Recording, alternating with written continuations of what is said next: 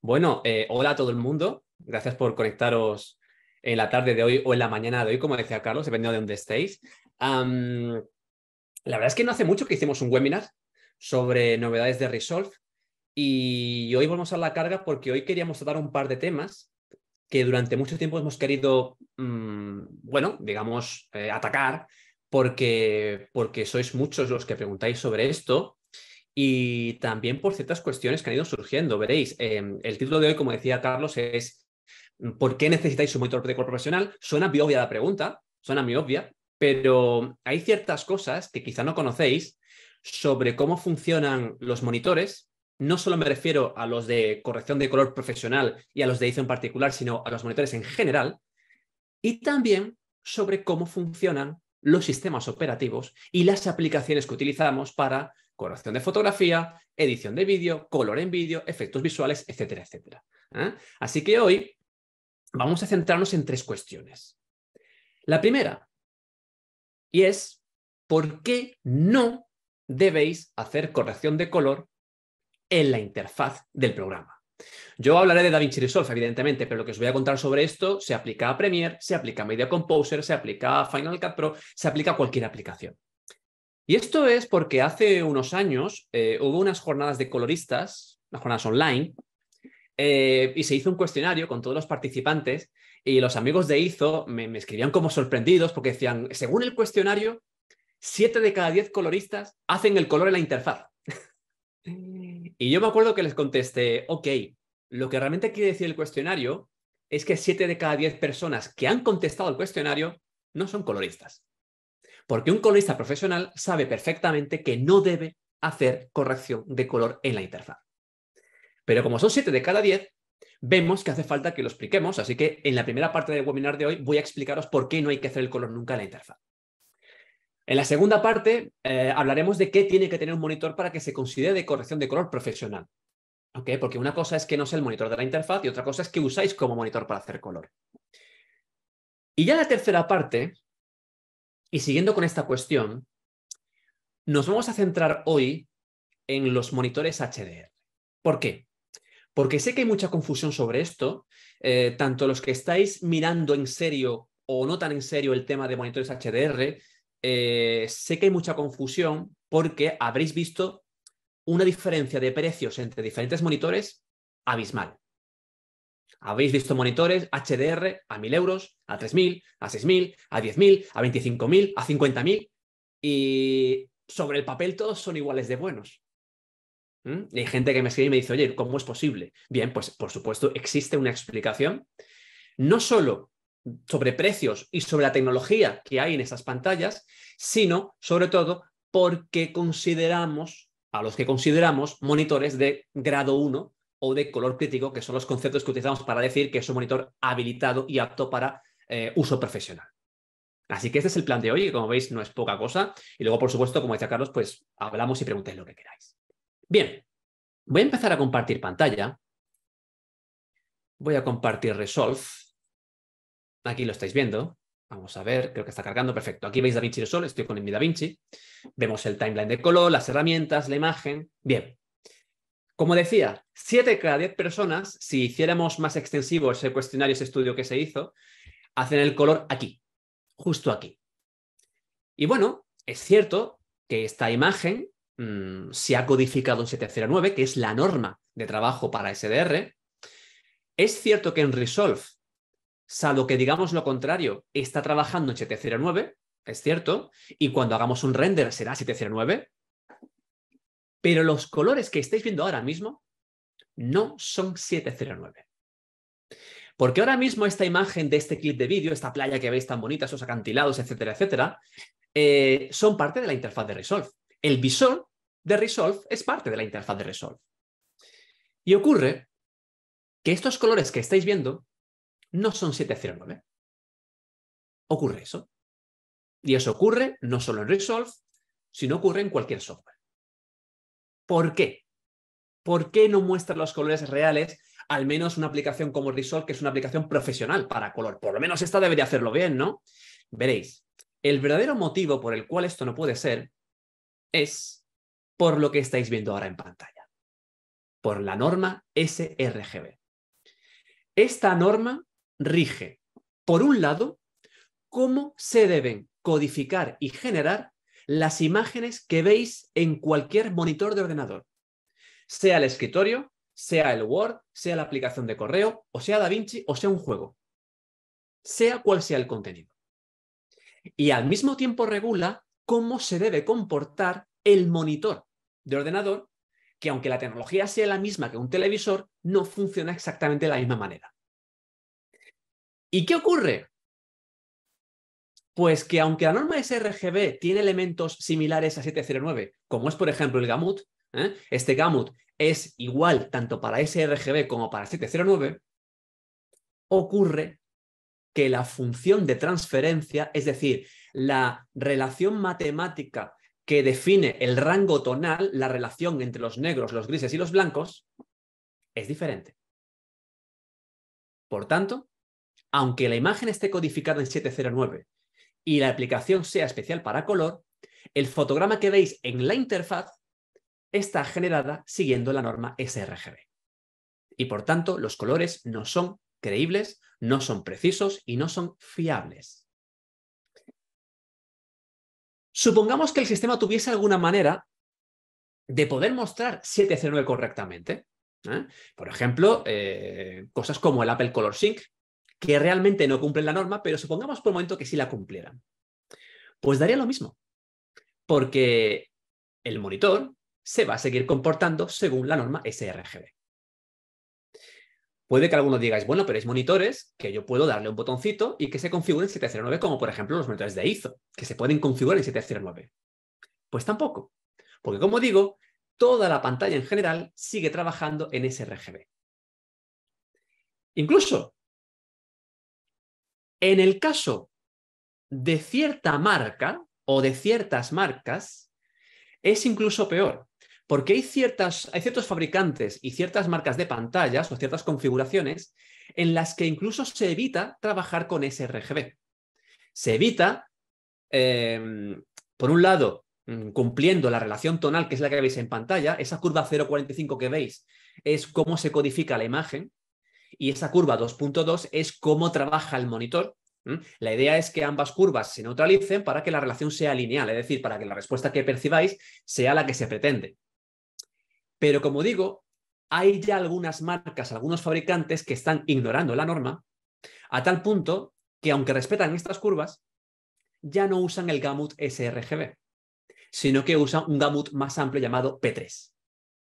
Por tanto, ¿eso qué significa? Pues significa que ya no tenemos un gamut que por lo menos sí que era igual a 709, la parte en la que sí que era igual, pero sobre todo que cuando trabajáis con esas pantallas, con el color en P3 y la curva en sRGB, como el P3 es un gamut más grande, el resultado es que los colores se inflan, o mejor dicho, se sobresaturan. Esto lo digo porque a veces me escriben amigos y profesionales que se han pasado un monitor de color profesional y lo primero que me dicen siempre es, oye, es que ahora estoy comparando la imagen que veo en ISO y la imagen que veo en DaVinci, y me gusta más la que veo en DaVinci porque la veo más interesante de color, más vivos, y los colores en el monitor de ISO los veo apagados. Claro, pero el color real es el del monitor de ISO, no el que veis en la interfaz. Esos tonos sobresaturados que veis en la interfaz son falsos, son irreales. Esa saturación es incorrecta. La saturación real es la que veis en el monitor profesional. Así que no podéis hacer corrección de color en la interfaz porque la norma que se usa para generar la imagen de la interfaz no es la norma que tenemos que usar para vídeo. No lo es. Y por cierto, hay más motivos. Uno de ellos, nosotros no podemos trabajar a pantalla completa porque necesitamos las herramientas en la pantalla, las ruedas, las curvas, los scopes, toda esta historia. Bien, cuando vosotros no usáis el 100% de la pantalla, sino una parte concreta, ocurren dos cuestiones. Una, que como estáis viendo la imagen más pequeña de como realmente es, estáis concentrando la resolución de la imagen y por tanto vuestra percepción de la nitidez de esa imagen también es irreal. La estáis viendo mejor de como realmente es. Y el problema es que la definición de imagen afecta a todo. Afecta a la percepción del ruido, afecta a la percepción del contraste, del detalle, Por tanto, otro motivo para no fiarse del color que veis. Y otro motivo por el cual soléis creer que se ve mejor ahí que en el monitor profesional. Y por último, cualquier color que tratéis de percibir, esa percepción va a estar siempre influenciada por los colores de alrededor. Y aunque las aplicaciones profesionales suelen tener entornos muy neutros, precisamente para evitar esto, siempre hay elementos de color. Los iconos, las herramientas, las conexiones, mil historias, incluso, por cierto, Resolve por defecto, la interfaz no es gris, no es neutra. Tiene un tono como malva apagado y hay que ir a una casilla especial para que realmente sea gris en todos los sentidos. Así que, como os decía al principio, como primer gran punto del día, explicaros por qué no es correcto hacer corrección de color profesional en la interfaz directamente. Hay demasiados elementos que hacen que vosotros no podáis percibir el color real de la pieza. Así que esto por un lado. Dicho esto, ok.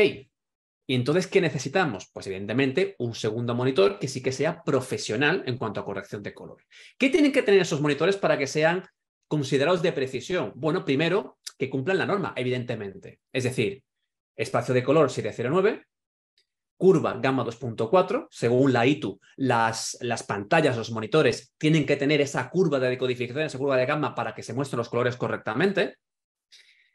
Luego, además, según la norma, el punto blanco tiene que brillar a 100 nits. En los monitores no profesionales puede ocurrir que o no tengáis un control de brillo o que sí que lo tengáis, pero cuando veáis la interfaz para ajustar el brillo, tengáis una escala numérica sin ningún tipo de explicación que va, por ejemplo, de 0 a 20, de 0 a 50, y la pregunta es, ok, tengo una escala de 0 a 50, ¿cuánto es 100 nits? No lo podéis saber porque el monitor no lo dice. La única opción sería que vosotros pusierais un fondo blanco en la pantalla, pusierais un calibrador con un software que os mida a tiempo real los nits de la pantalla e ir buscando el valor de ese monitor que muestre 100 nits, o mejor dicho, lo más cercano a 100 nits, porque seguramente no habrá un valor que clave 100 nits, seguramente no lo habrá. Os puede pasar que os dé 103 y el siguiente valor os dé 98 o 95. Mientras que en un monitor de corrección profesional el control de brillo está medido en nits, que es justo lo que hace Eizo. Es más, en Eizo no tenéis ni que hacer nada, porque en estos monitores ponéis 709 y ya se pone el brillo en 100 nits. El brillo va cambiando dependiendo de la norma que elijáis. Si elegís norma DCI, se os pone 48 nits, que es el equivalente a 14 full numbers, que es la norma para cines. Es decir, no tenéis que tocar nada, salvo elegir la norma de un menú. Luego hay más cosas. La mayor parte de los monitores profesionales funcionan con tecnología LCD. Eso significa que los píxeles negros tienen brillo. Por tanto, aquí habría que hablar de cuál es el nivel mínimo de negros, de brillos negros que se considera profesional, y luego también que sea uniforme, que ese brillo sea igual en el centro que en las esquinas. Yo os puedo decir que un monitor Eizo, los últimos modelos, que yo los he testado personalmente, dan un punto de negro de unos 0,06 nits. Os aseguro que eso es muchísimo. Os puedo decir que un monitor considerado bueno, de una marca muy conocida, que no diré porque aquí no diré marca salvo la que jugamos en casa hoy, ¿no? De un ordenador muy conocido, que es un ordenador todo en uno, que es ordenador y pantalla a la vez, estoy dando una pista para que sabáis cuál es. En estos monitores, el punto negro está en 0,17 nits. De 0,17 a 0,05 o 0,06. Fijaros la diferencia. Y sin calibrar, por cierto, esto es sacado de fábrica, cogéis el monitor, lo sacáis de la caja y funciona así. Así que por ahí tenemos esto, pero es que luego además la diferencia de brillo, tanto en blancos como en negros, del centro a la periferia, podemos estar hablando de un 0,01% o un 0,03%. Mientras que en el monitor que os comento de marca que no nombro, entre el centro y la periferia podría haber una diferencia, bueno, puede no, la hay, que he probado en muchos monitores, de entre el 15 y el 20%. Eso significa que cuando evaluéis la viñeta de una imagen a pantalla completa, pues parte de esa viñeta que veis es realmente un defecto de la pantalla. No es la viñeta real de la óptica que habéis utilizado, por ejemplo, o de la viñeta que habéis generado por postproducción. Por tanto, como digo, los monitores profesionales tienen que reunir estas características. Luego, además, Esa es una cosa que yo valoro mucho, menos en el caso de ISO, es que entregan un documento, un informe de la calibración, resultados y de la fecha de la calibración. Los monitores se deberían calibrar cada 6-8 semanas de uso. Los ISO tienen un contador de horas de uso y cuando consideréis, podéis coger y recalibrarlos. Lo cual me lleva a la última cuestión. Y es que precisamente, como hay que calibrarlos cada 6-8 semanas de uso real, necesitáis un calibrador o necesitáis que alguien os lo calibre. O no, porque la gama de corrección de color de ISO, todos, incluido el monitor HDR, tienen un calibrador de color incorporado. Eso significa que no tenéis que tener un artilugio comprado aparte de otra marca y vigilar que sea compatible con ISO conectado a un puerto USB, de eso os olvidáis. Segundo, como está integrado, es muy fácil de utilizar, es darle un botón que pone Self-Calibration y lo hace todo. O sea, es así de sencillo. Pero sobre todo, es que se puede programar la calibración. Es decir, vosotros podéis programar el monitor y decir, oye, mira, cada 6 semanas o cada 7 semanas, a las 4 de la mañana quiero que te calibres. Y el monitor lo hace. A las 4 de la mañana se enciende, se calibra, se apaga y cuando llegáis al día siguiente ya está calibrado. O sea, no tenéis ni que darle al botón. Y por cierto, fijaros que digo 6-8 semanas de uso siendo un monitor profesional. Si no es profesional, si es un monitor no considerado de una gama más baja, no son 6-8 semanas, son muchas más. Y habrá que ver hasta qué punto podéis calibrarlo por precisión, porque va teniendo un desgaste y cada vez la precisión va bajando, bajando, bajando, bajando. Yo he llegado a escuchar a compañeros nuestros de profesión, gente con monitores profesionales de esta marca precisamente, 10, 15 años y decirme, lo calibro por obligación, pero en verdad me da siempre los mismos valores. Así que imaginaos lo que es no solo poder calibrar sin tener que hacer nada, pero sobre todo tener tranquilidad de que calibráis por un tema de procedimiento, porque no vamos a tener que hacer nada más. Así que, como digo, necesitáis que cumpla el espacio de color, eso lo cumplen ya todos los monitores porque es un tema de software, pero sobre todo la precisión del color, las herramientas que os da para que mantengáis la precisión de color en el tiempo y luego también que ese monitor sea capaz de comportarse siguiendo todas las normas, que de hecho los últimos monitores tienen una característica nueva llamada Sync Signal, en la que no tenéis que hacer ya nada de nada de nada de nada, porque le enchufáis el conector, el cable HDMI, él identifica la señal que le llega y se autoconfigura solo. ¿Que le mandáis un SDR? SDR. ¿Que le mandáis la interfaz? La interfaz. ¿Que le mandáis un PQ? Pues un PQ. ¿Que le mandáis un HLG? Un HLG. Lo hace todo. Todo. Y en el caso de Resolve, es tan fácil como configurar en Output Color Space cómo estáis trabajando y el monitor se da cuenta. Si acaso, podéis entrar al panel de información para verificar que lo ha hecho bien. Yo en mis pruebas siempre lo ha hecho bien. ¿Ok? Pero, insisto, en todos los casos siempre podéis tener la tranquilidad adicional de poder ver lo que ha hecho. Bueno, resumiendo, monitores de ordenador primarios no es correcto. Usar la interfaz, aunque sea un monitor profesional, tampoco es correcto. Lo realmente correcto es un monitor de color profesional como segundo monitor. Y como primer monitor tenéis ahí la interfaz, ahí la calidad da un poco lo mismo, ¿ok? Como mucho sí que os aconsejaría que intentéis que ese monitor primario con la interfaz, pues que lo podáis configurar a un brillo equivalente al monitor de color para que no haya una diferencia de brillo que os distraiga y luego, si es posible, que podáis calibrar ese monitor principal para que por lo menos el balance RGB sea correcto.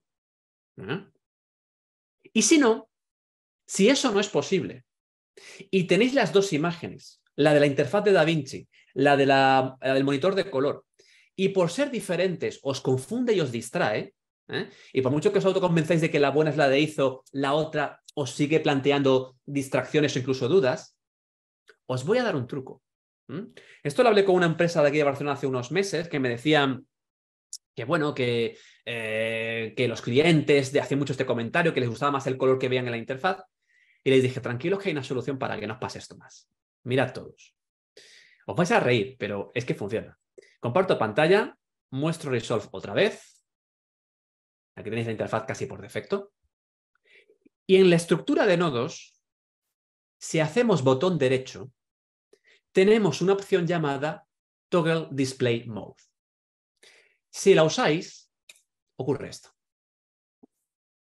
Esta opción es para cerrar el visor de la interfaz. Por tanto, a partir de ahora, la única imagen que veis es la del monitor profesional. No hay nada en la interfaz que os distraiga, que os confunda o que os dé dudas, menos para el cliente. Y además, ahora tenéis un montón de espacio para vuestros nodos. Así que yo os aconsejo que trabajéis de esta manera. Es cierto que a veces os hará falta la interfaz. Por ejemplo, os hará falta cuando uséis el qualifier. Para el qualifier necesitáis tener el visor activado, por ejemplo. Pero, por ejemplo, para las máscaras no hace falta, porque las máscaras, los overlays de las máscaras, como esta, por ejemplo, estos overlays se ven en el monitor externo. Y bien es cierto que el ratón no se puede ver en el segundo monitor y, por tanto, no podríais manipular la máscara directamente. Pero siempre hay alternativas, porque en el panel de Windows, aquí abajo a la derecha, tenéis la sección Transform y la sección Softness para que podáis configurar la máscara con la que estáis trabajando sin tener que tocar el ratón con la interfaz. Es decir, yo ahora, por ejemplo, con Size la hago más grande, con Pan la pongo más a la derecha, con Soft le pongo más suavizado.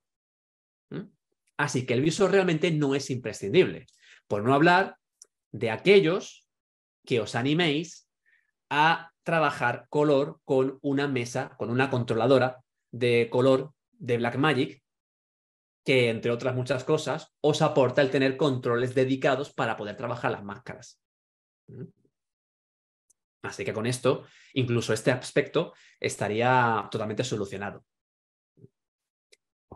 Bien, pues dicho todo lo cual, vamos al tercer aspecto del día, que para mí es el más, digamos, el que tiene más juego. Quizá el más importante era el primero, yo siempre empiezo por lo más importante, pero ahora viene lo más divertido.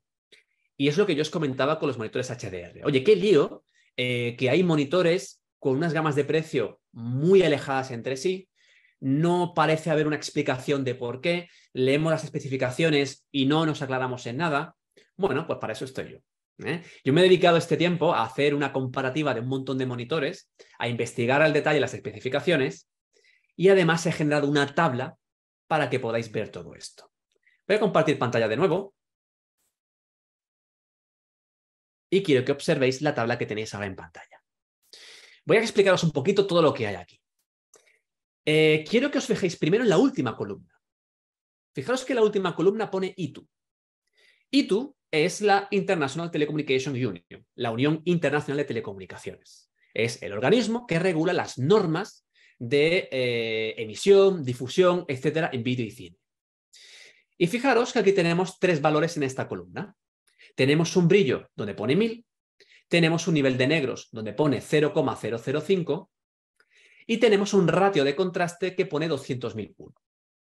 Bien, pues en las normas HDR, entre otras muchas cosas, la ITU dice que solo es considerado apto para hacer color en HDR un monitor que tenga capacidad de tener un brillo mínimo de 1000 nits, de llegar a una profundidad de negros mínima de 0,005 nits y que por tanto tenga un ratio de contraste mínimo de 200.000 a 1. ¿Ok? Es decir, si calculamos el ratio de contraste teniendo en cuenta 1000 como blanco y 0,005 como negros, nos daría 200.000 a 1 y esto es lo que dice la ITU que tienen que cumplir los monitores para que se considere apto para hacer corrección de color.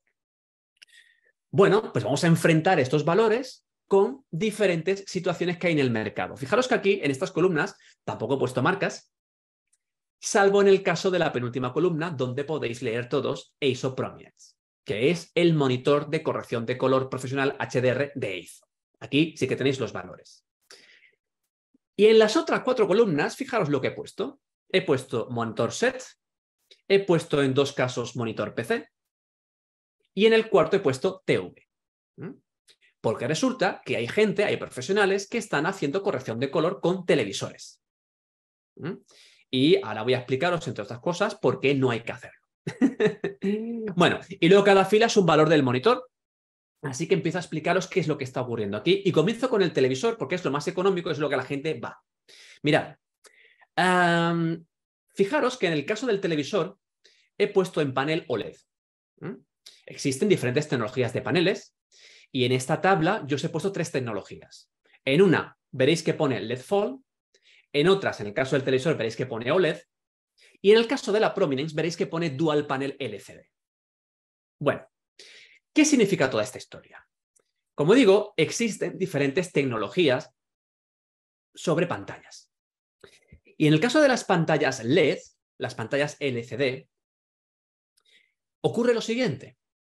Y es que los píxeles RGB de estas pantallas, es decir, los diodos que emiten luz verde, luz roja y luz azul, no tienen capacidad suficiente para mostrar blancos con un brillo suficiente.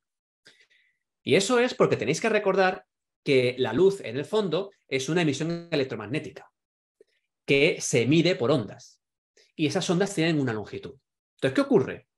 Que la luz blanca es la suma de todas las longitudes de onda posibles en el espectro visible. Mientras que los LED RGB, lo que hace cada uno de ellos es emitir a una longitud concreta. Es decir, los píxeles rojos, o mejor dicho, los subpíxeles rojos, lo que hacen es emitir una onda con la longitud roja, los verdes con la longitud verde y el azul con la longitud azul. Bien, en RGB el blanco es la suma de los 3, es R más G más B.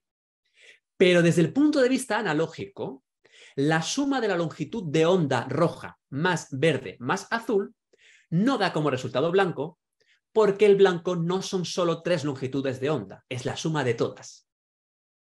Así que en tecnología LED LCD necesitamos algo adicional, aparte de los subpíxeles rojos, verdes y azules, para generar los blancos y sobre todo hacerlos con brillos.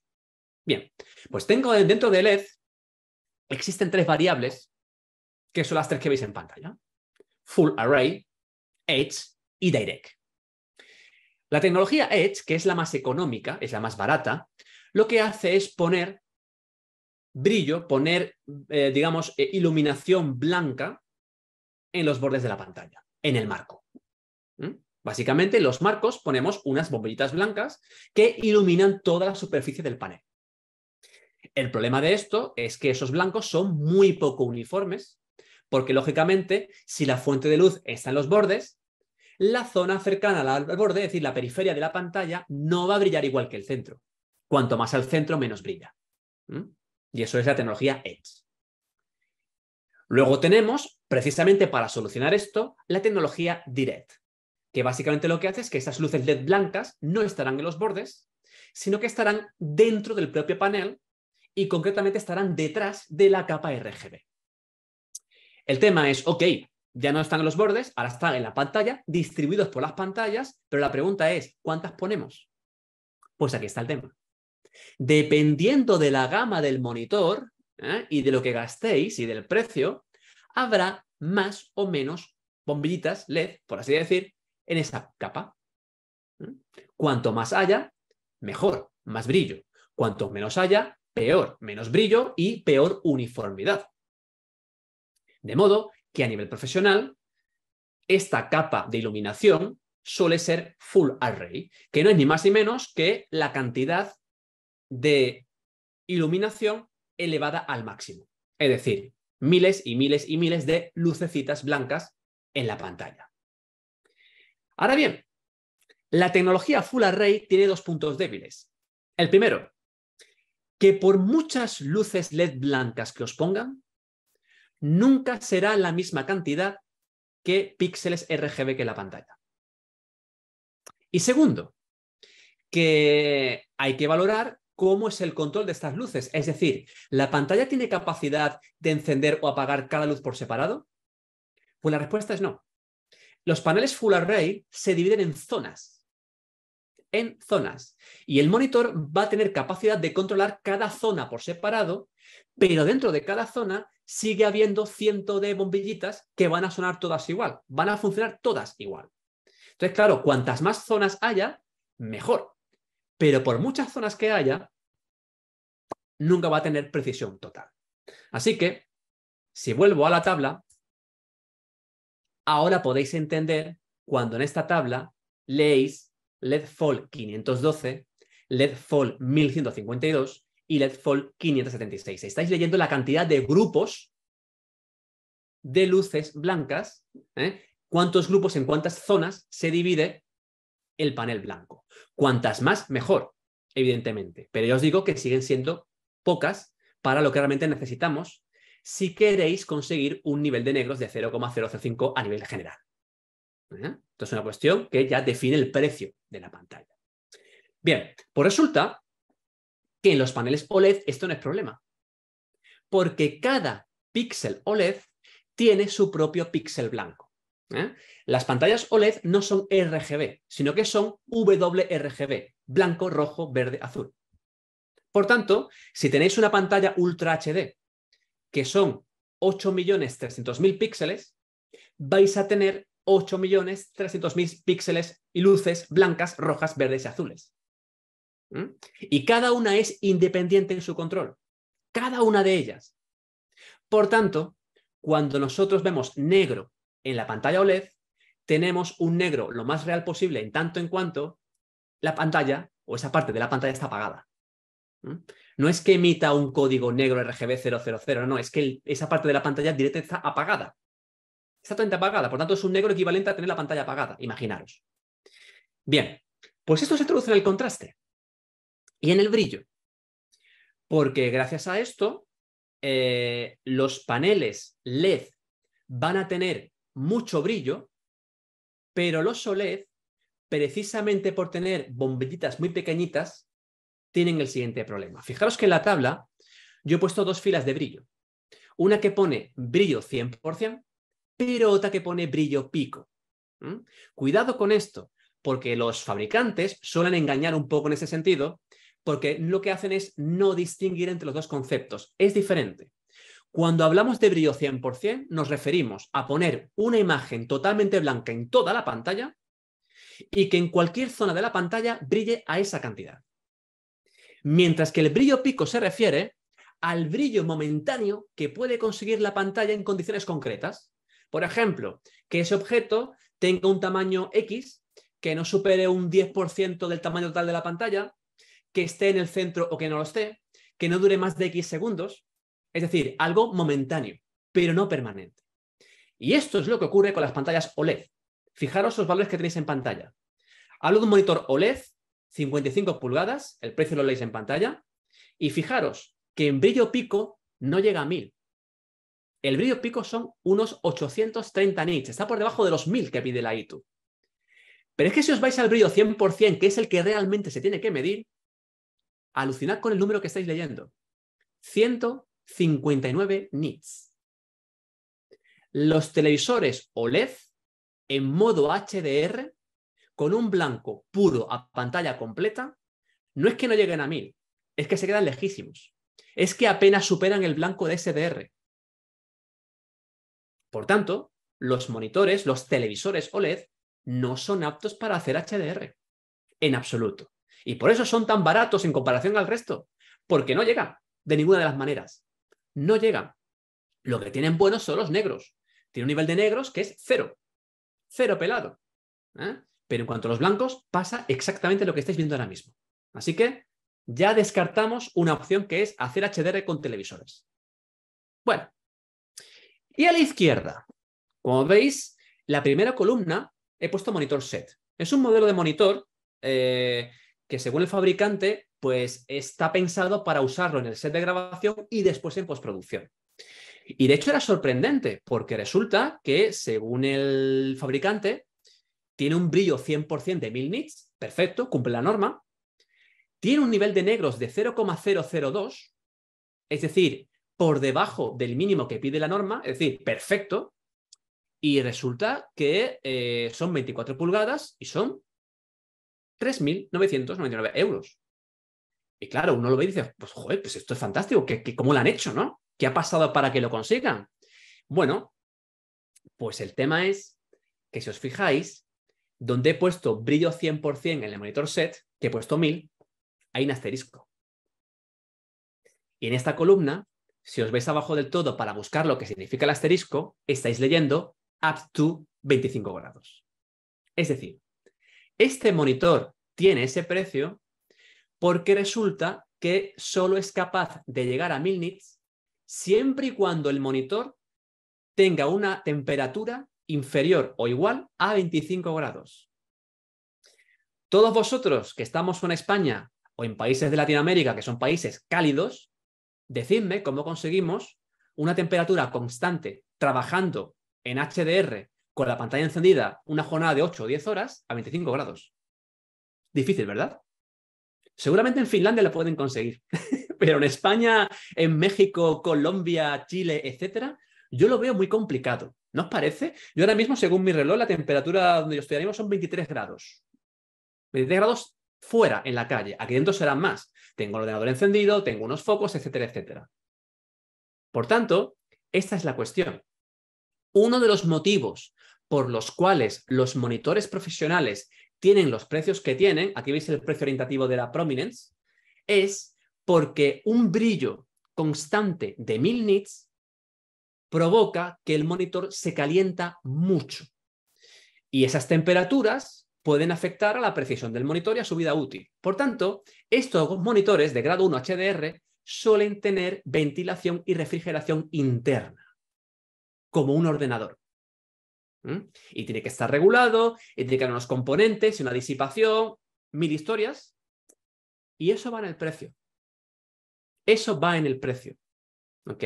Un precio que se amortiza, porque esto consigue que ese monitor dure muchos años con la precisión suficiente para que podáis seguir usándolos. Profesionalmente, no solo hay que pensar en el precio de lo que nos cuestan los recursos, sino en cómo lo amortizáis.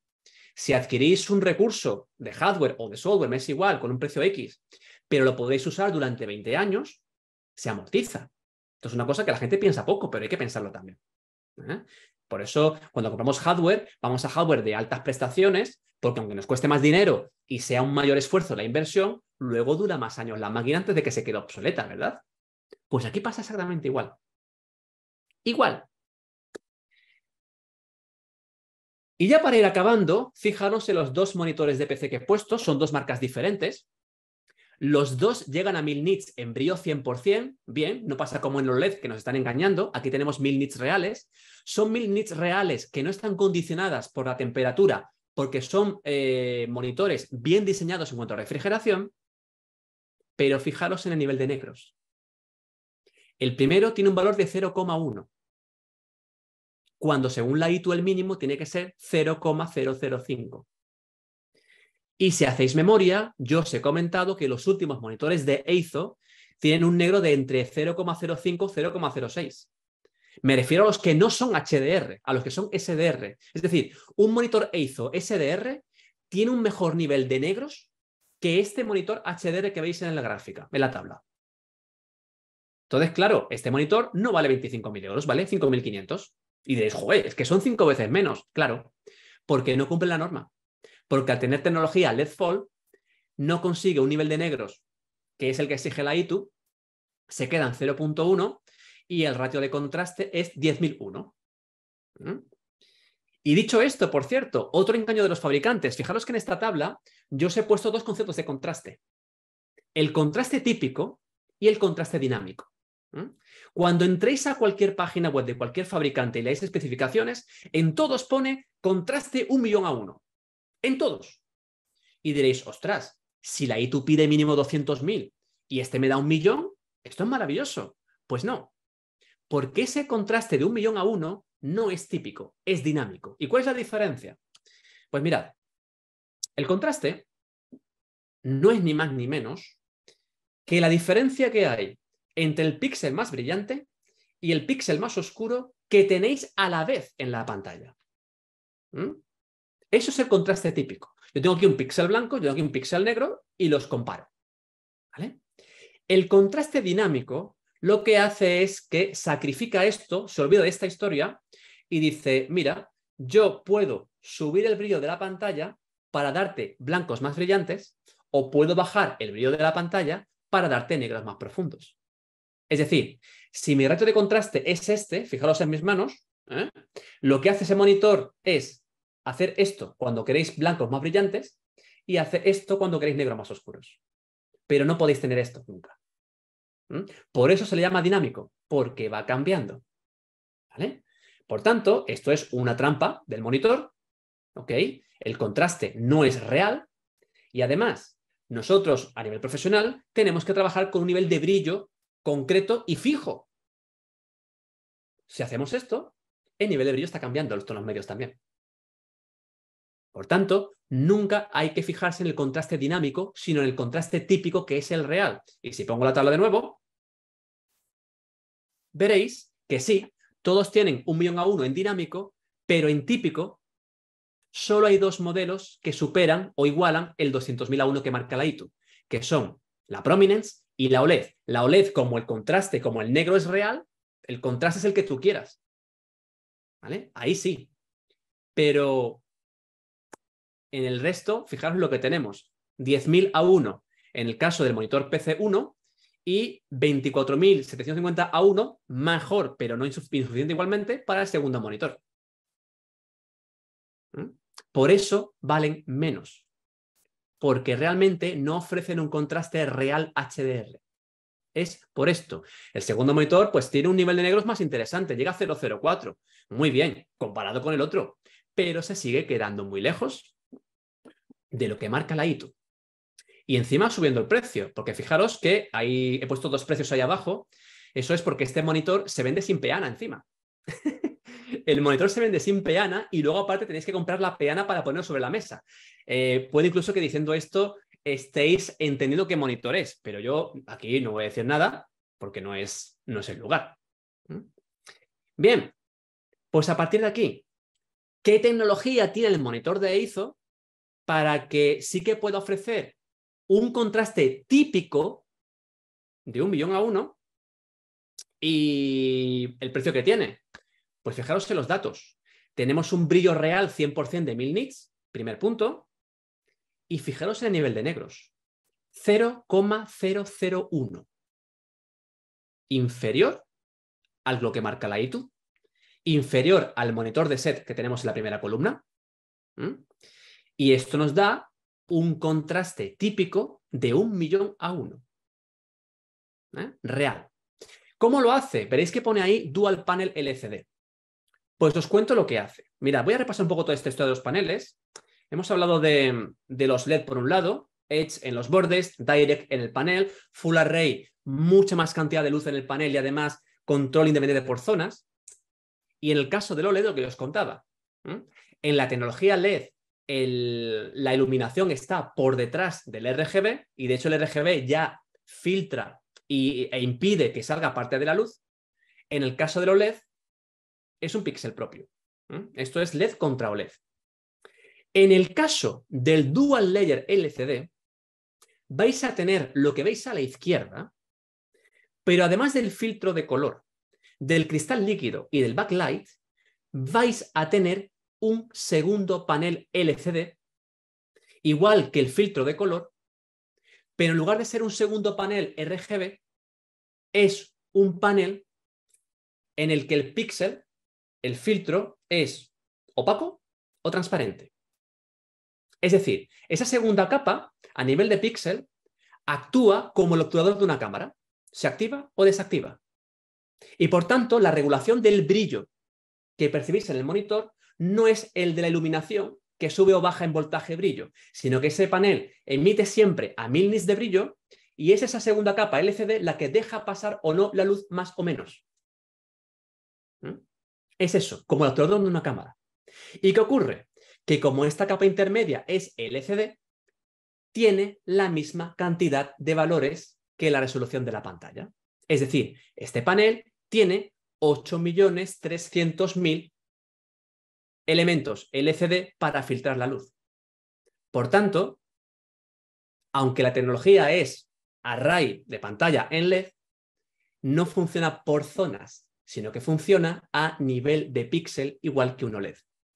Así que el resultado visual es exactamente el mismo que una OLED, con la ventaja de no tener los defectos de una OLED en cuanto al brillo máximo que podemos conseguir. Es la única tecnología que existe ahora mismo que es capaz de llegar a 1000 nits constantes de brillo, al negro profundo que pide la industria y además poder controlar todo esto a nivel de píxel, sin halos, sin difuminación de blancos, sin historias raras. Es la única tecnología. ¿Y qué pasa? Pues es más cara. Básicamente, es más cara. ¿Por qué es más cara? Bueno, por un lado, porque solo por definición esta tecnología ya es más cara de fabricar, es más cara de hacer, pero también porque es una tecnología que no se está usando a nivel doméstico, se usa solo a nivel profesional. Y los costes de una tecnología solo se abaratan cuando se vende mucho. Entonces, en esos últimos 5 o 10 años, la tecnología OLED se ha abaratado muchísimo, muchísimo, porque se venden muchos televisores OLED.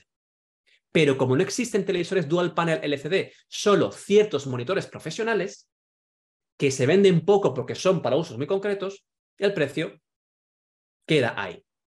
Y os puedo decir, en este caso, que el valor que veis ahora en pantalla es el más económico de todos los modelos del mercado que usan esta tecnología. Es el valor más económico, es el precio más bajo que hay, misma calidad, misma tecnología y encima es el único monitor HDR grado 1 que incorpora el calibrador. Así que, gente, estos son los motivos por los cuales habéis visto en el mercado tantísima diferencia de precio en monitores HDR y, sobre todo, en qué tenéis que fijaros para que los fabricantes no os den gato por liebre y para que ese monitor cumpla las especificaciones no solo de la ITU, sino también de los principales operadores: Netflix, Disney Plus, Apple TV Plus, Amazon Prime Video, el nuevo Max, que han cambiado el nombre, Sky Showtime y cualquier otra que salga en el futuro. Esta es la realidad del asunto. Ahora sabéis por qué vale lo que vale y ahora sabéis qué es lo que estáis pagando con cada cosa. Bien, pues en resumen, no hagáis color en la interfaz, haceros con un buen monitor de color profesional y en el caso de HDR os damos claridad para que entendáis qué es lo que ocurre a día de hoy en la industria. Esto es lo que queríamos compartir con vosotros hoy, desvelaros todo esto. Y antes de pasar al turno de preguntas, pues comparto mi correo en pantalla para todos aquellos que queráis consultarme cualquier cosa, aquellos que estéis interesados en informaros profesionalmente en Resolve, en flujos de trabajo de color SDR, HDR, Dolby Vision, etcétera, etcétera. Me contáis por correo y yo os contesto con información de lo que necesitéis. Me podéis consultar lo que queráis sin ningún tipo de compromiso. De hecho, voy a poner el correo también en el chat para que lo tengáis más fácil, porque así en lugar de escribirlo, pues podéis hacer copiar-pegar, ¿verdad? Que es más cómodo. Y aquí pues me escribís cuando queráis. Vamos realizando también por parte de Blackmagic cursos de certificación oficial. El próximo será en octubre, con lo cual si os queréis formar me escribís y os inscribís, por supuesto. Y con esto he acabado todo lo que quería contaros.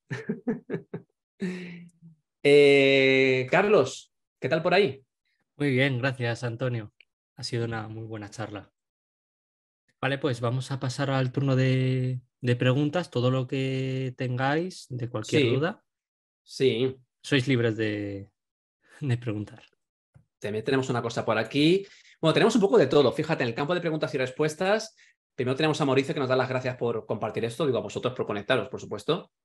Y comenta: estoy seguro de que ni el 1% tendrá $30.000 para invertir en un monitor. Efectivamente. Claro. Bueno, depende. Si hablamos de casas de postproducción, ellos manejan estas cifras. Ellos sí.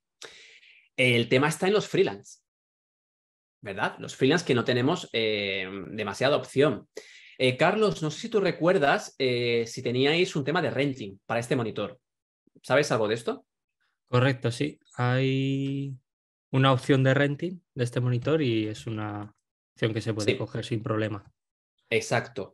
Yo también puedo comentaros un poco por encima que en España sé que Eizo está también haciendo gestiones y trabajando para que tengáis la opción de poder alquilar el monitor.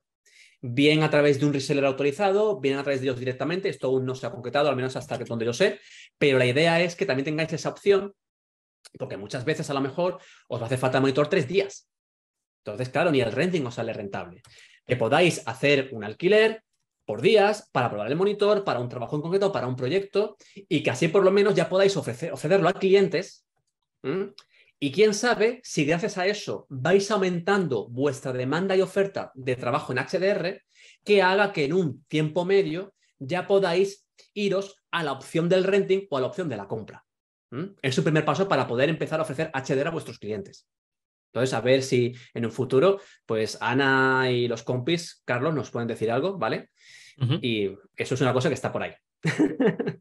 Eso es, yo cualquier tema de precios, voy a coger vuestras preguntas y se lo paso Sí, a mi equipo comercial, ¿vale? Para que claro, os ponga en contacto directamente con ellos y cualquier tema de claro. precios, incluso de promoción, porque todos los asistentes a este seminario tienen Ojo, una promoción exclusiva, ¿vale? Os llegará mañana un email sí, con 3 distintos monitores que podéis optar por un precio especial solo para los asistentes a este webinar.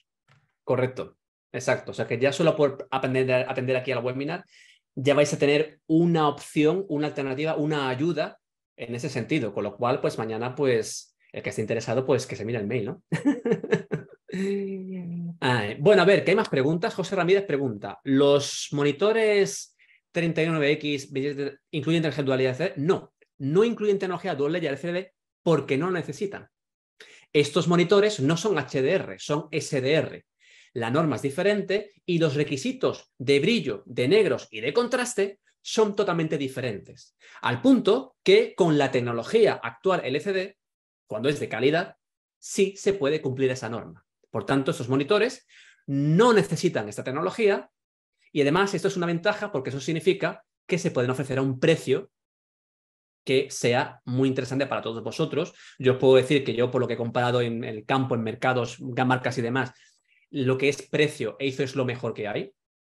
No en precio, en relación calidad-precio. Porque monitores más económicos, por supuesto, que vais a encontrar. Pero el otro tema es la calidad. En cuanto a relación calidad-precio, esta marca es la mejor que hay y por eso soy embajador. Es decir, no digo esto por ser embajador, sino que soy embajador por saber esto. Que eso es muy diferente. ¿Ok? Inés pregunta también, ¿qué quiere decir cuando en las especificaciones de monitor se concreta compatibilidad con gamma HDR?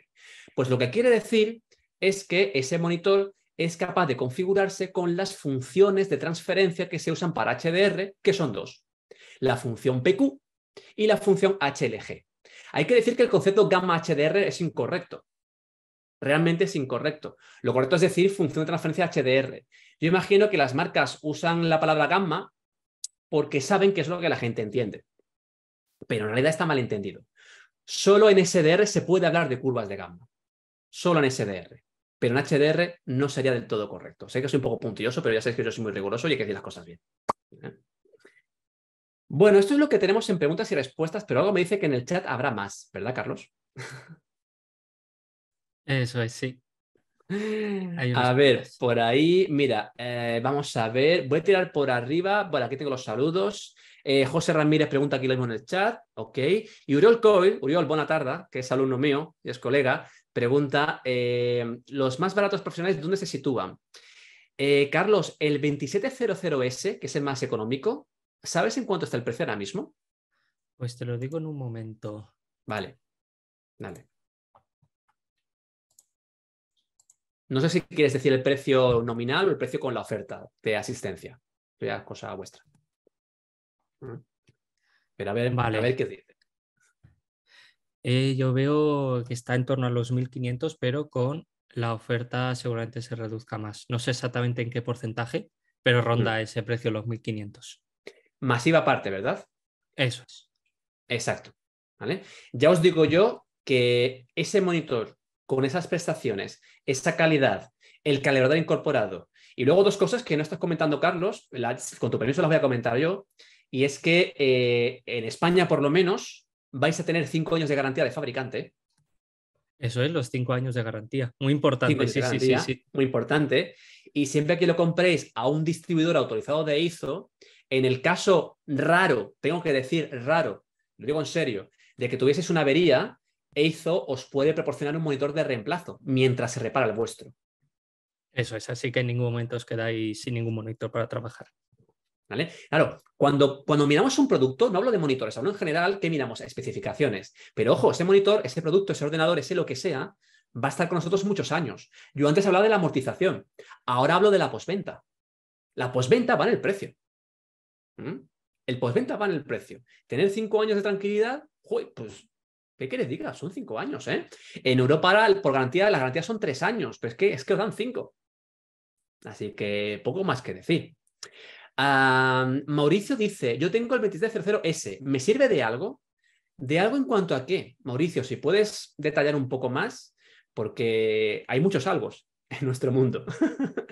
Mientras contesta, saludo a Jorge Almansa, que también es alumno. Al igual que has explicado que no podemos hacer color en la interfaz, ¿por qué no mencionas nunca el envío de señal limpia? Pues no lo he mencionado por no hacer demasiado larga la explicación, demasiado compleja, y porque me quería centrar en el tema de la pantalla. Pero efectivamente, no solo hace falta un monitor de calidad, sino que la señal de vídeo que le llega al monitor tenga calidad. Por tanto, hay que usar un cableado de calidad, ¿vale? No compréis el Amazon Basics, porque seguramente no es tan bueno, con perdón de usar la marca de Amazon, pero creo que me habéis entendido. Y luego también tenemos que utilizar dispositivos especiales, por ejemplo, de marca Blackmagic, que se encargan de mandar la señal de vídeo pura al monitor sin ningún tipo de alteración o interferencias. Eso existe, ¿eh? Y si queréis más información, entráis a la página de Blackmagic o me consultáis. ¿Eh? De hecho, Jorge ya tendrá por ahí más adelante ¿qué cables recomiendas? Bueno, aquí os recomendaría que compréis el cable de un distribuidor autorizado, que entienden más de eso y trabajan con primeras marcas de cables, ¿vale? O si lo compráis online, pues que sea un distribuidor autorizado que se dedica a esto, a electrónica, porque ellos sí que os pueden aconsejar mucho más y de hecho el stock que tendrán serán de marcas buenas. Yo haría eso, ¿vale? Yo haría esto. Luego por ahí, mira, hay un tal José Rojano que creo que está en Colombia y que está hablando con Mauricio. No sé si sabes quién es, Carlos. ¿Será algún reseller de allí de Colombia vuestro? ¿Puede ser? Es posible, sí. Tiene toda la pinta por cómo lo ha dicho, ¿verdad? Sí. José, si puedes saludar y presentarte un poco por el chat, encantados, ¿eh? Pregunta Vicente, ¿el 319 está disponible todavía, Carlos? El 319, creo que sí, sí. Sí está Entiendo disponible. que sí. Sí. Sí, te confirmo que sí. Pues Vicente, está disponible. Si te interesa por el tema del aspect ratio, que es 4K DCI, de hecho es el monitor que yo tengo y estoy encantado con él, pues aún te puedes hacer con él. Y son 31 pulgadas de calidad. Mauricio ha contestado, dice HDR, SDR. Pues mira, en el caso del S, para SDR, por supuestísimo que es apto y más que apto. Y para HDR, lo puedes hacer con dos salvedades. Una, que el brillo del monitor son unos 400 nits, por tanto no llega a 1000. Tendrías que masterizar a un mínimo de 400, que de hecho yo recomiendo 300. Y luego que el nivel de negros no será 0,005 ni 0,001 ni nada, será pues eso, 0,005, 6, es más alto. Para HLG yo lo veo muy apto porque el nivel de negro de HLG es igual que el SDR, por tanto ahí sería perfecto. Para PQ pues depende, según cómo te lo plantees. Si es una remasterización de SDR a HDR es más que apto. Porque cuando tú remasterizas de SDR a HDR, vas a mantener el nivel de negros original SDR y el blanco no lo pondrás ni a 1000 ni a 300, lo pondrás a 200. Por tanto, ese monitor te baste, te sobra para hacer eso. ¿Que es para hacer un máster HDR a 300 porque es para la DCI o porque te lo pide un cliente? Pues técnicamente se podría hacer también. Yo he llegado a hacerlo con resultados muy buenos. O sea que, por lo menos para empezar y ofrecer algo low cost, digamos, para ciertos clientes que tú veas que pueda encajar, es una buena idea. ¿Vale? Así que, insisto, no lo descartes. Dumar, ¿cuál será la mejor opción de ISO para tener en set? Pues hombre, pues depende si es SDR o HDR. Si es HDR, la Prominence. Que además la Prominence tiene conectores SDI, que es lo que necesitamos para el set. En el caso de los otros, esos monitores solo tienen conexión HDMI. Por tanto, necesitarás usar un conversor de SDI a HDMI, ¿vale? Para poder usarlos. Pero dicho esto, aparte del conversor, se podrían utilizar perfectamente, porque cumplen la norma. José Rojano presenta resellers de Colombia, AVTech. Pues oye, un placer saludaros. A ver, que por aquí más José Ramírez otra vez. Un freelance de servicios. ¿Recomiendas el X? Por supuestísimo. Ojo, y tanto que lo recomiendo. Es decir, ahora mismo, en mi opinión, lo mejor para freelance son el 2700X y el 319X. Son los dos mejores. La diferencia es que el 27 son 27 pulgadas y el 31 son 31 pulgadas y además es resolución 4K DCI, que es más ancha. Por lo tanto, ya, si vuestros clientes son mucho de hacer DCPs, el 31.9. Si es más para televisión, etcétera, Ultra HD, 2700X. Aquí está el punto. ¿Vale? Yo aquí pienso de esta manera. A ver qué más, que Vicente pregunta por aquí también. ¿Puedes mostrarnos cómo configurar DaVinci para tener vídeo SDR y HDR en los monitores? Vale, no tengo tiempo para hacerlo, como te puedas imaginar, Vicente, pero si vais al canal de YouTube de Eizo Iberia, encontraréis la grabación de unos webinars que hicimos el año pasado, donde justo explicó esto. O sea que, Vicente, míratelo, y si no quedas convencido o no te acabas de aclarar, me escribes y yo te lo explico. ¿Vale? Bueno, ha entrado agudo ahora mismo. José Luis, muy buenas. Hola, ¿qué tal, Antonio? ¿Cómo estás? Estabas en el chat todo el rato, ¿verdad? Que es tu nombre. Sí, estoy por aquí. Es que me ha conectado Carlos por si hay alguna pregunta que pueda ayudar. Ah, pues perfecto. Y si quieres decir algo, yo me callo ahora mismo. No. Prefiero dejarte hablar a ti. Que a mí ya me han escuchado mucho las personas que están conectadas. Vale. Rui nos ha dejado una pregunta en preguntas y respuestas. En el 2300X que tengo, si selecciono el modo 300 nit clipping y subo el brillo hasta 500, ¿qué pasará? Pues seguramente lo que te va a ocurrir, tú irás al control de brillo, te montará 300, empezarás a subir y verás que a partir de 400 y pico el número cambia de color. Ese cambio de color significa que el monitor se ve obligado a levantar los negros un poco para llegar a tanto brillo de blancos. Por tanto, yo no te lo recomiendo. Te recomiendo que te plantes en otra cifra. Pero es que esto no es todo. Cuando trabajáis con Resolve y queréis hacer un Master HDR a una cantidad inferior a 1000, no os deja configurar cualquier cantidad. Os deja configurar 300, 500, 800 y luego 1000. Entonces, ¿qué ocurre? Que si el monitor llega a 400 o a 450, no os vale. Y como además la DCI ha fijado como blanco HDR para cines 300, yo os aconsejo que siempre lo hagáis a 300. Es más, os puedo decir que en la actualidad el 95% de las producciones HDR que veis en la tele, plataformas, etcétera, casi toda la señal está entre 0 y 300. Está así. Es muy raro que tengáis una pieza donde de manera consentida y consistente tengáis valores en 500, 600, 700. Es muy raro. Lo vais a encontrar en las demos. Estas que hace Samsung para las teles para el MediaMarkt, ¿vale? Esas demos absurdas, súper exageradas, ahí sí. Pero en cine real y en vídeo real, en plataformas, casi todo está entre 0 y 300. Es más, está casi todo entre 0 y 200. Porque 200 es el blanco difuso.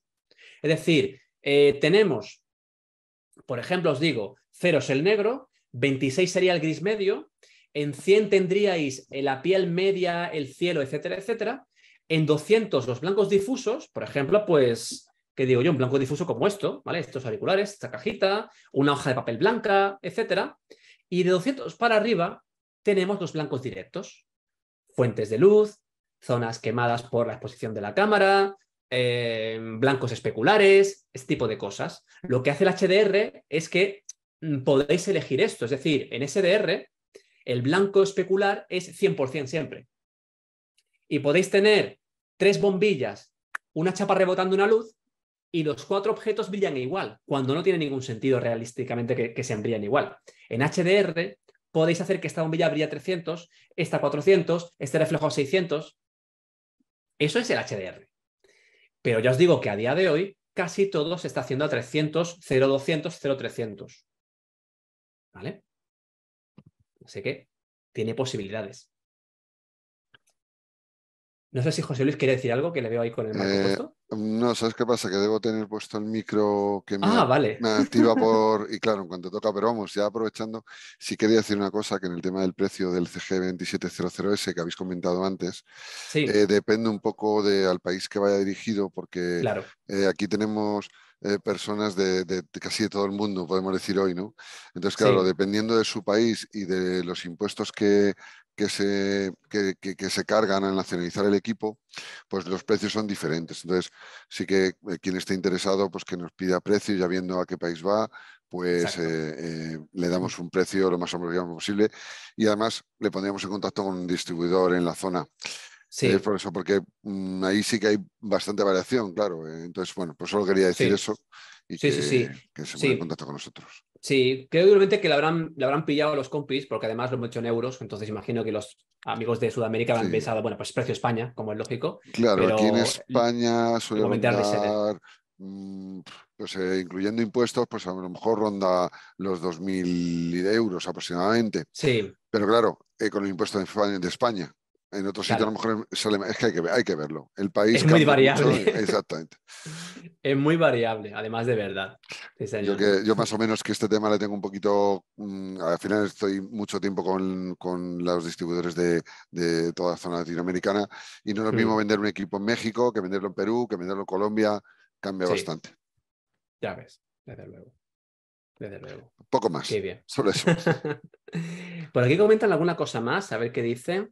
¿El 39X cumple requisitos de Dolby Vision? No, no. Los requisitos de Dolby son los mismos que los de la iTunes. Por Exacto. tanto, para Dolby tiene que ser la Prominence.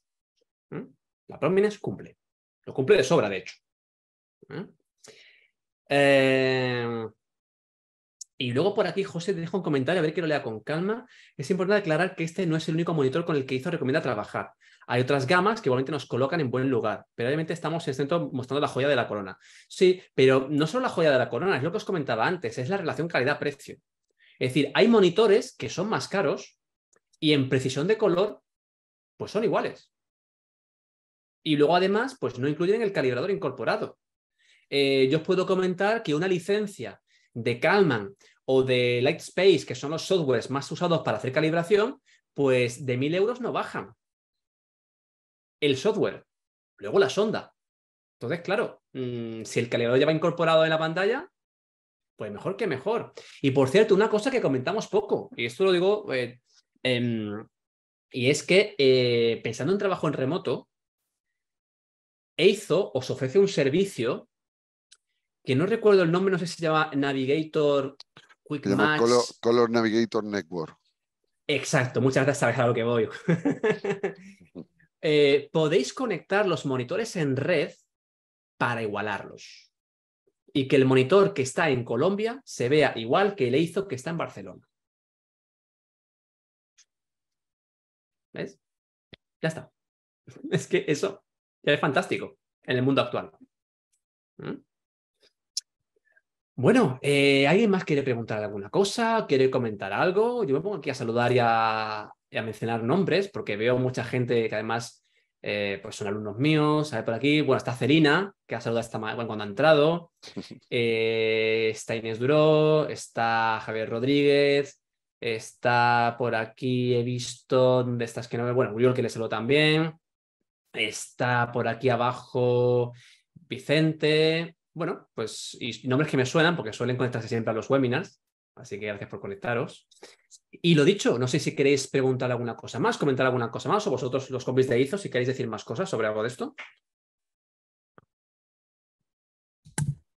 Bueno, por mi Vale. parte, comentaros que vamos a tener el 15 de junio, va a haber otro seminario de ISO donde también van a hablar otros profesionales que trabajan con esta marca en distintos ámbitos de talonaje, retoque fotográfico, también en impresión. Y por si os interesa apuntaros, os voy a dejar por el chat ahora mismo el enlace, echarle un vistacillo y si os animáis, pues mira, es otros testimonios de otras personas que trabajan con ISO. Y nada, sois libres de apuntaros. Ahora en un momentito os dejo el enlace en el chat. Vale, estupendo. Si no, imagino que también en el mail de mañana igual también lo ponéis como un recordatorio. Eso es, además de la promoción que ya hemos mencionado. Claro. Muy bien. Chat, ¿alguna pregunta más? ¿Alguna duda más? ¿Queréis comentar algo? Parece que no. Yo diría que eso es todo por hoy, gente. Parece que sí. Eso parece. Ok. Muchísimas gracias a Pues, todos. por mi parte, poco más. Dar las gracias por conectaros, tanto de tardes como de mañana, según cómo estéis cada uno. Y a vosotros, José Luis y Carlos, pues gracias por anfitrionarlo. Gracias a ti, Ah, Antonio. Muy buen trabajo. gracias a ti, Antonio, y bueno, por supuesto a todos los asistentes, Eso es. que al final, sobre todo, yo creo que ha sido interesante, porque sí que últimamente sí había tenido yo, bueno, hemos tenido todos posiblemente preguntas, por qué un equipo cuesta más, un equipo cuesta menos, y yo creo que ha quedado claro el porqué de esto, ¿no? Que eso es importante porque al final parece algo, a lo mejor en nuestro equipo era caro, pero realmente no solo no es caro, sino que posiblemente sea hasta económico dentro de la liga en la que se mueve y para lo que se utiliza, porque al final Sí, es una herramienta que se utiliza para certificar, por ejemplo, Dolby Vision, que no podríamos hacerlo si no tuviéramos un equipo así, ¿no? Entonces, bueno, efectivamente. Sí, señor. Pues poco más. Gracias a todos y hasta la próxima. Hasta la próxima. chao. Gracias. Ha sido un placer. Chao. Muchas gracias. Gracias, Antonio.